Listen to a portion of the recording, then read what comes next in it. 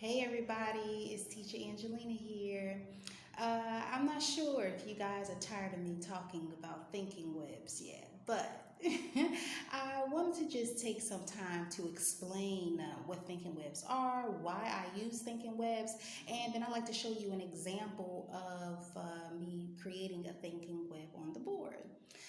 So thinking webs are pretty much a little circle with some legs. I like to call it a spider, in which gives an opportunity for students to think up vocabulary as it relates to whatever the topic is. One of the beautiful things about using the thinking web is the fact that it can be used for any topic. Okay, it could be about animals, it could be about apartment buildings, it could be about body parts. It really doesn't matter. It could be about any and everything. Another benefit of thinking webs is the fact that you don't have to print anything. You don't have to make any copy. You're using your hand, the board, and a marker or a piece of chalk to write down the thoughts, the authentic thoughts of your students, okay? The thinking web is created at the beginning of the class, not the middle or the end, but when you're presenting what the topic is for the day or for the course, at the beginning of the class, okay? So if you guys give me a minute, I'm going to show you an example of a thinking web that I made, okay? All right, everybody. So today our topic is Morocco. So when you hear the word Morocco, what do you think of? I usually give about 6 arms or legs or whatever you want to give. This one has 7, and I may as well give it 8. So when I hear the words Morocco, I think of tagine. Yeah, I also think of Rafisa. I also think of Tangier. It's an awesome, awesome city. I also think of mountains. Mountains. Also, when I hear the word Morocco, I think of the movie Casablanca. I know.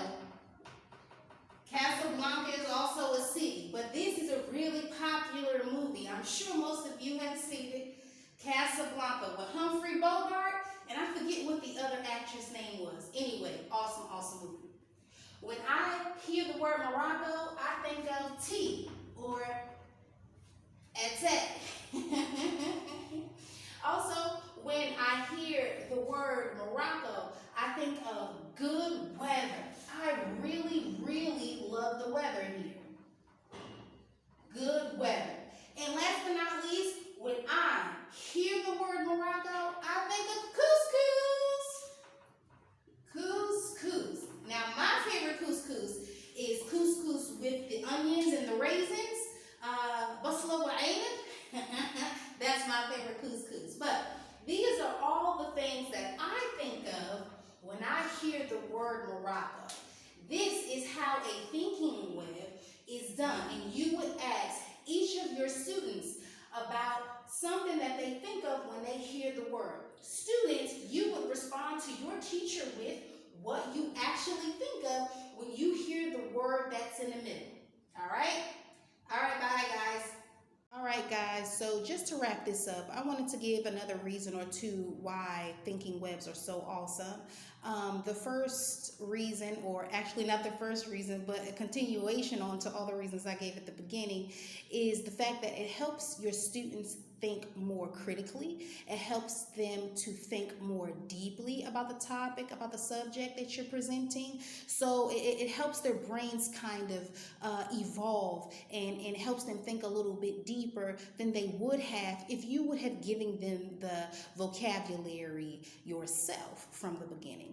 Additionally, thinking webs, awesome, awesome, awesome, awesome, because you could use words or pictures. So in my example, you didn't see pictures. There are a bunch of words, but you didn't see many pictures or any pictures at all. But as a teacher, you can use words as well as pictures to help your students in their thinking process. All right. So if you got any questions about thinking webs or how to help your students organize their thoughts, no problem. Students, if you have any questions about how to think more critically about the vocabulary that you're using, maybe that's in your reading textbook or maybe something that you've read from a story, no problem. Let me know. Okay, everybody have a good evening.